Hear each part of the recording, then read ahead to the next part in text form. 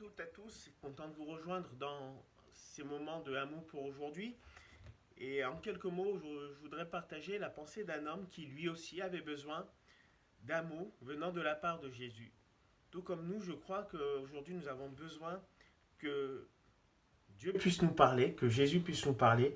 Alors on va partager ce texte dans l'évangile de Matthieu au chapitre 8 au verset 5 jusqu'au verset 10.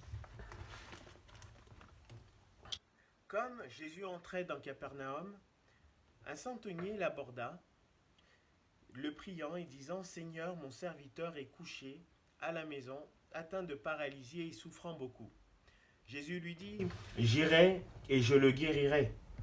Le centenier répondit: Seigneur, je ne suis pas digne que tu entres sous mon toit, mais dis seulement un mot, et mon serviteur sera guéri, car je suis soumis à des supérieurs.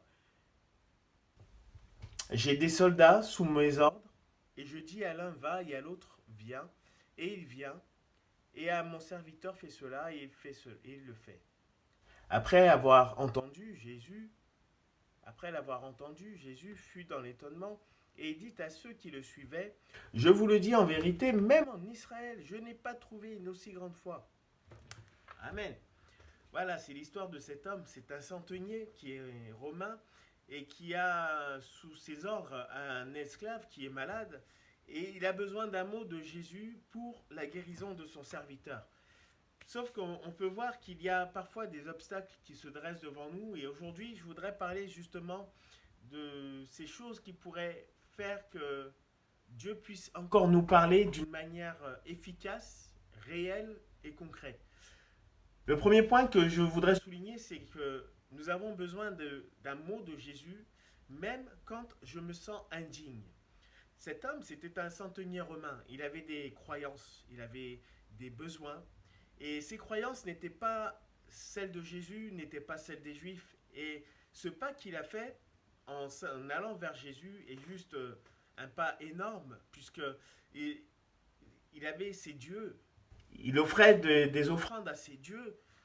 Et face aux besoins de son esclave, il se retrouve à aller vers Jésus comme si ces dieux étaient incapables d'agir et d'intervenir. Mais c'est aussi un homme qui avait des hommes autour de lui.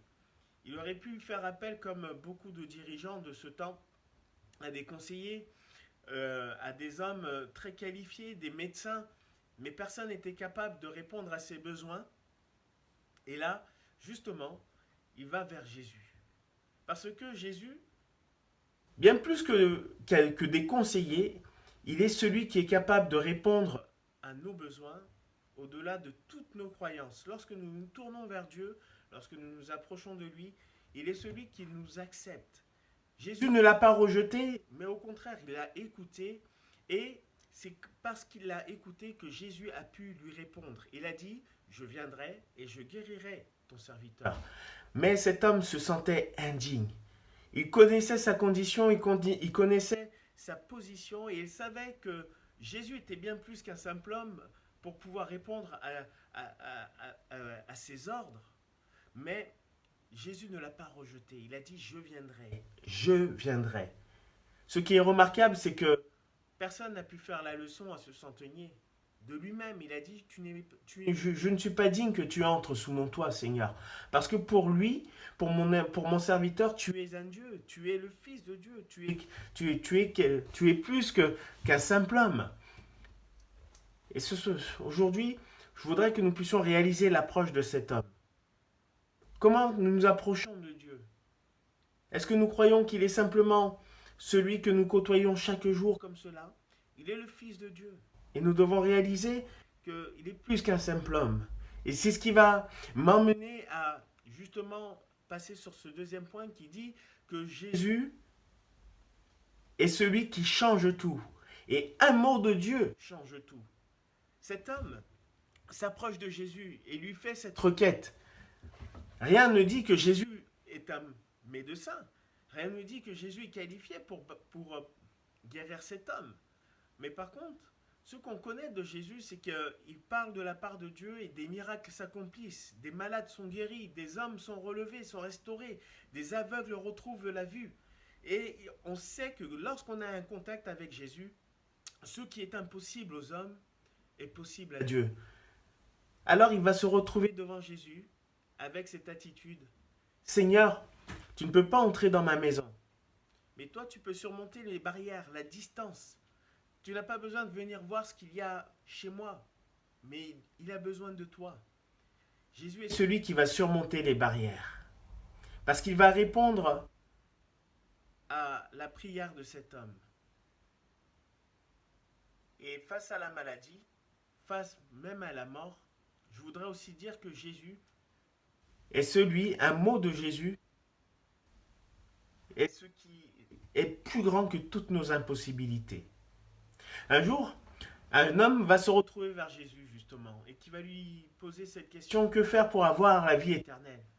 Jésus va lui parler, et cet homme va repartir tout triste, parce qu'il va s'apercevoir que, justement, il y a des barrières entre lui et Dieu.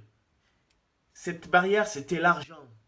Mais cette barrière, ça peut être aussi notre façon de penser, notre façon d'accepter Dieu, notre façon de mener notre vie vis-à-vis de Dieu. Et cet homme va repartir très triste. Mais Jésus va dire une grande vérité qui est intéressante pour nous aujourd'hui. C'est ce qui est impossible aux hommes est possible à Dieu. C'est dans Luc chapitre 18, verset 27. Ce qui est impossible aux hommes est possible à Dieu. Et aujourd'hui, il est bon de se rappeler que si des choses sont plus fortes que nous, sont au-dessus de nos forces, sont dans notre impossibilité, je peux toujours m'abandonner à Dieu. Je peux toujours lui faire confiance parce que si c'est impossible à moi, si c'est impossible aux hommes, ça reste encore possible à Dieu. Alors le troisième point qui va pouvoir emmener une action de Dieu, qui va pouvoir emmener un mot efficace de la part de Dieu dans ma vie aujourd'hui, c'est que mes mots, les mots que Dieu va donner, doivent être accompagnés de foi. Parce que lorsque Jésus va agir, va parler, et il va dire, il va être guéri, ce serviteur. Et qu'est-ce qui va se passer? C'est qu'à la fin de ce récit que nous avons lu, le serviteur va être guéri. Et je voudrais parler de 3 caractéristiques qui accompagnent les mots de Jésus et qui doivent être dans notre vie. La première chose, c'est que la foi accompagne nos paroles. La Bible nous dit que nous devons croire que Dieu existe et qu'il répond à nos prières. La foi accompagne nos paroles. Lorsque je demande à Dieu, est-ce que je crois que Dieu est capable d'exaucer? Imaginez-vous si ce centenier ne croyait pas que Jésus était capable de guérir et d'agir dans la vie de son serviteur. Ce qui aurait pu se passer. Alors, ma foi doit accompagner mes paroles. Mais bien plus, ma foi doit accompagner aussi mes pensées. Elle accompagne mes pensées parce que ce que je demande, c'est ce que je désire. Et si ce n'est pas déjà là dans mon cœur, dans mes pensées, ma foi ne pourra pas être manifestée par les paroles. Je crois que nous devons apprendre à réaliser que ce que nous demandons à Dieu, c'est ce qu'il y a déjà dans nos pensées, dans notre désir, dans notre cœur. Parce que la foi va aussi accompagner nos actions. Il va y avoir une action. Cet homme va répandre sa vie devant Jésus. Il va dire, tu n'es pas digne de venir, mais toi tu peux dire un mot et il va être guéri. Et il va laisser le Seigneur agir. Je crois qu'il est important de laisser les paroles de Dieu agir dans nos vies, dans nos cœurs. Parce que Jésus va dire, je n'ai jamais vu une aussi grande foi. La foi, c'est s'abandonner à Dieu. La foi, c'est croire Dieu. La foi, c'est obéir à Dieu. Et ce centenier va repartir. Et quand il va repartir, dans la suite de ce texte, je vous invite vraiment à le lire, son serviteur va être guéri. Alors, je voudrais vraiment terminer avec cette pensée et dire que dans l'évangile de Marc au verset 9 et au chapitre 9 et au verset 23, il y a cette histoire d'un père qui vient auprès de Jésus parce qu'il a un fils qui est possédé. Et face aux disciples, il se retrouve face à une impossibilité. Et les disciples, avec ce père et ce garçon, se retrouvent face à Jésus. Et ce père de famille pose cette question et dit à Jésus, si tu peux le guérir. Et Jésus va s'étonner, va lui dire une vérité qui est pour nous aujourd'hui. Jésus va dire, si tu peux. Et Jésus va lui dire, tout est possible à celui qui croit. Alors aujourd'hui, je voudrais vous inviter à croire en Dieu, à lui faire confiance de tout votre cœur, à faire confiance en sa parole et de vous laisser encore diriger parce que ce qui est impossible aux hommes est possible à Dieu, mais c'est possible à celui qui croit.